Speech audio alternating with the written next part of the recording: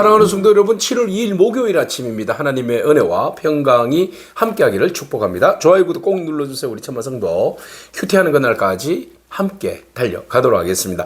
오늘 우리에게 주신 하나님 말씀은 시편 107편 23절에서 43절까지 말씀인데요.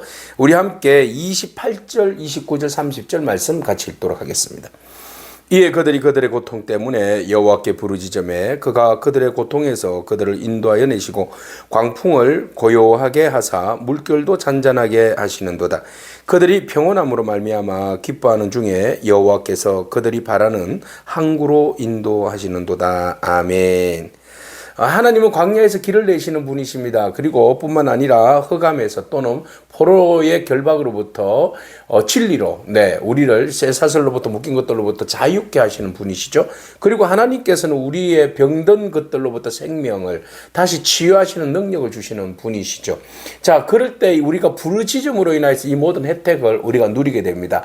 자, 이어서 하나님께서는 광풍 가운데 폭풍도 다스리시는 분이시다. 그 가운데 하나님은 우리를 구원해 주시는 분이시다라는 것입니다. 자, 첫 번째로 하나님은 광풍을 하나님께서 만드신다라는 것이죠.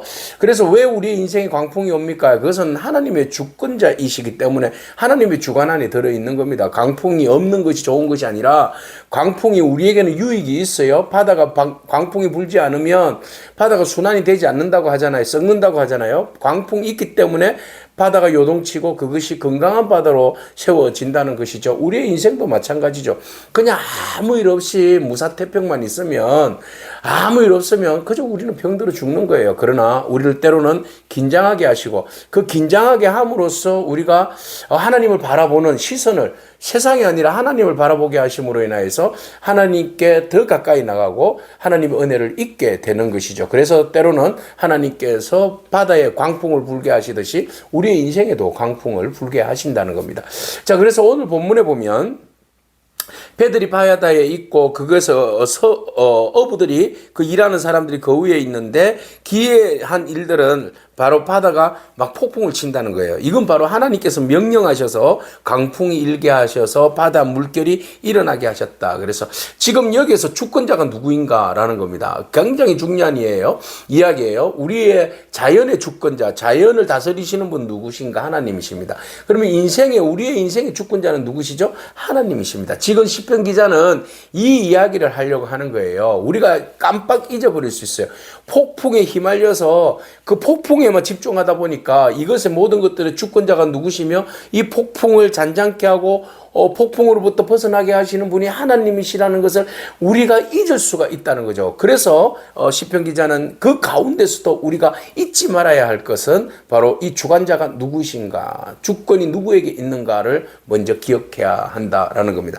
자, 그래서 폭풍이 내리칩니다. 그러니까 그 표현을 보세요. 막 하늘로 막 그들이 막 솟구쳐 올라가요. 그냥 물이 파도가 치니까 슉 폭풍 위에서 올라가죠. 그리고 밑으로 쫙 내려가요. 막 이러니까 막 그들의 영혼이 간담이 녹는 듯한 그런 느낌이에요. 그들이 막 이리저리 막 구르다 보니까 배멀미 해보셨잖아요.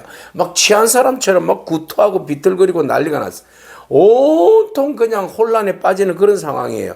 자, 그러면 그들이 그때는 뭐 합니까? 아이고, 차라리 죽여주세요. 이렇게 이야기합니까? 아니죠. 그 고통 가운데 그들이 하나님께 부르짖었다. 이게 순서예요.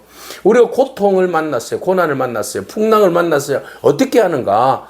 그때 우리가 하나님께 구해야 된다. 하나님께 부르짖어야 된다. 그러면 하나님께서 그들의 고통에서 그들을 인도하여 내시고 광풍을 고요하게도 하시며 물결도 잔잔하게 하시는도다. 네, 바로 자연의 주권자가 누구시다? 하나님이시다. 우리가 주께 부르짖을 때에 주께서 잔잔케 하신다. 그랬어요. 그러면 우리가 어디까지 내려가는 거예요? 한계적 상황까지. 우리가 우리의 힘으로 도무지 할 수 없는 한계적 상황까지 갈 때 우리는 비로소 그때 뭘 할 수 있어요? 무릎을 꿇을 수 있어요. 비로소 그때 하나님의 도우심을 구하는 거죠. 무릎을 꿇는 거예요. 그래서 우리가 무릎을 꿇을 때에 바로 은혜와 기적을 경험하게 되는 거죠. 자, 우리의 인생에 한 번씩 부르닥치는 이 환난과 고통은 바로 우리로 하여금 하나님을 전적으로 의지할 수 있는 귀한 시간이다. 그죠? 부르짖는 사람에게는 어쩌면 그 고난은 축복으로 바뀌어지는 그런 시간이 될 수 있어요.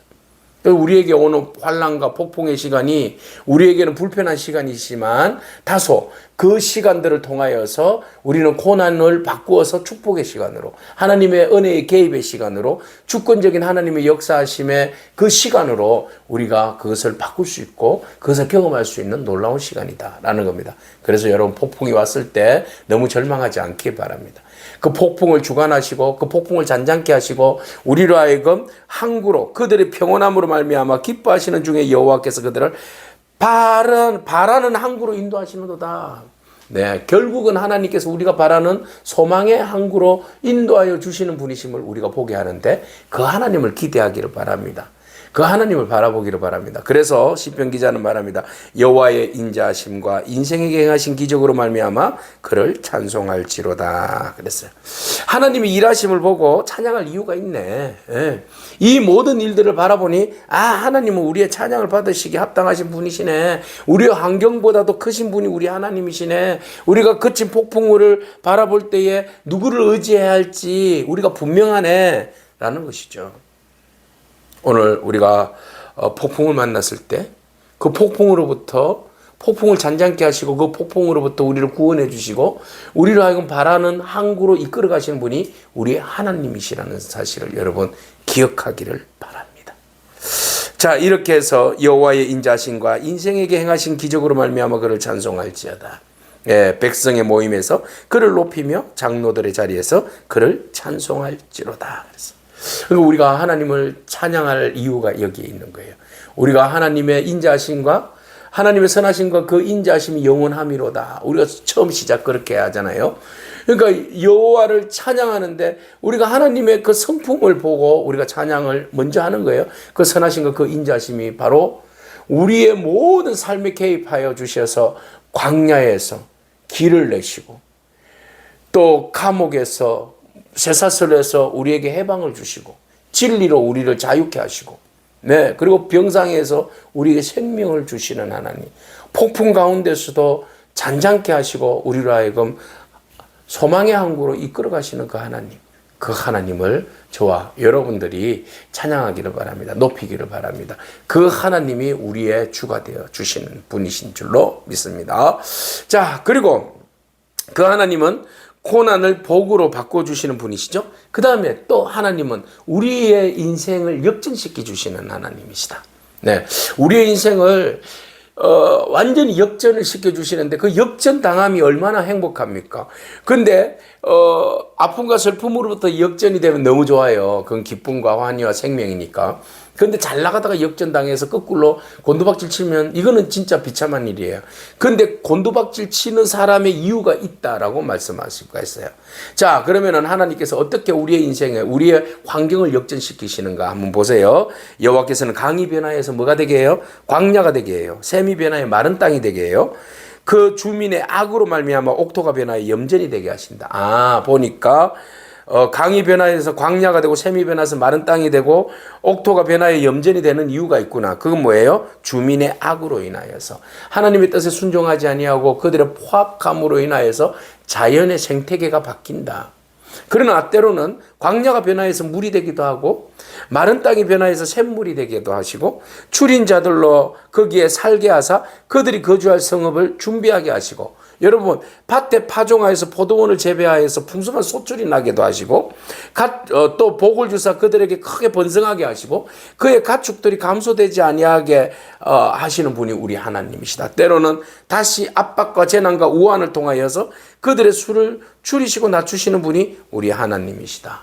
하나님은 이랬다 저랬다 이랬다 하시네요. 그죠? 때로는 잊게도 하시고 때로는 그것을 거두어 가기도 하시고 풍요롭게도 하시고 그것을 메모르게도 하시고, 이런 분이 우리 하나님이시다. 그러면 여기에서 뭘 이야기합니까? 우리의 인생에, 우리의 환경의 모든 주권은 어디에 있다? 하나님 손에 있다. 하나님의 손에 의해서, 하나님의 결정에 의해서 주시기도 하시고 거두어 가시기도 하시고 높이기도 하시고 낮추시기도 하신다. 그러면 어떤 자를 높이고 어떤 자를 낮추시고 어떤 자에게 주고 어떤 자에게 거두어 가신다.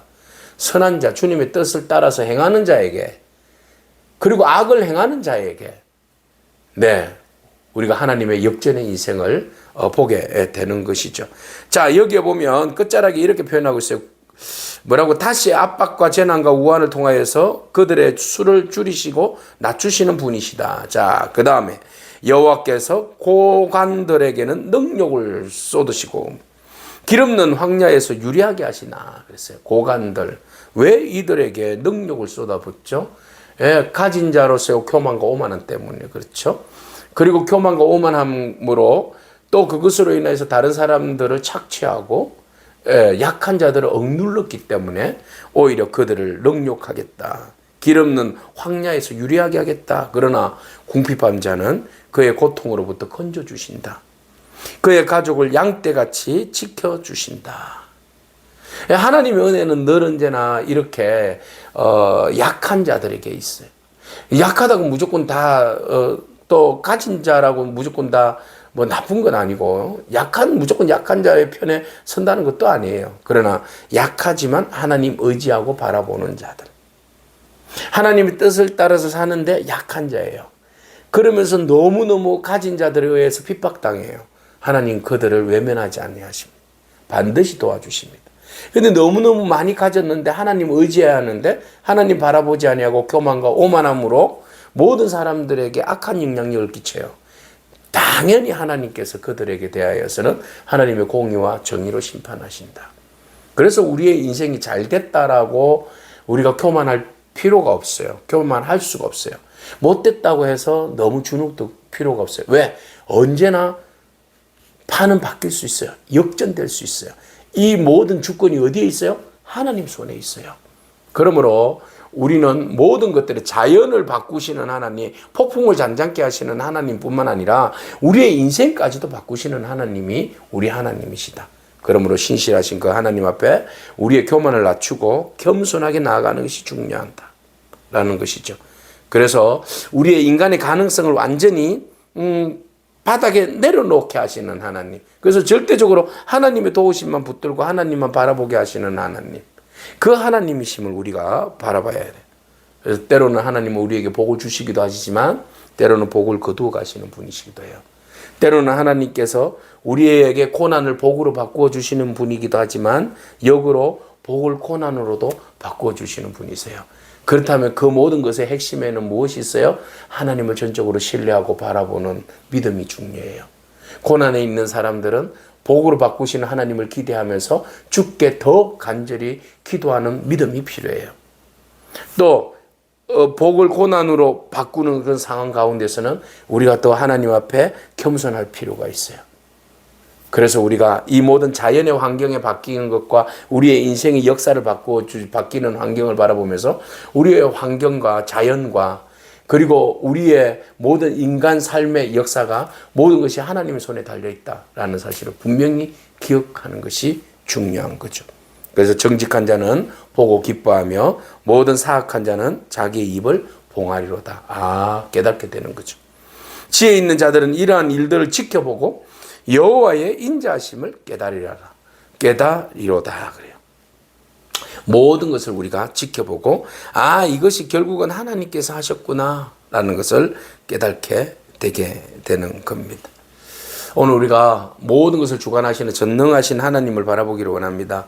뿐만 아니라 그 전능하신 하나님은 우리의 고난을 복으로 바꾸어 주시고 교만한 자의 복을 고난으로 바꾸어 주시는 분이신 줄로 믿고 또 우리가 그것을 결국은 하나님께서 선한 가운데로 구원으로 생명으로 이끌어 가신다는 하나님의 주권적인 섭리를 바라보면서 여러분 믿음으로 고백하면서 승리하는 그런 저와 여러분이기를 축복합니다. 아멘. 기도하겠습니다.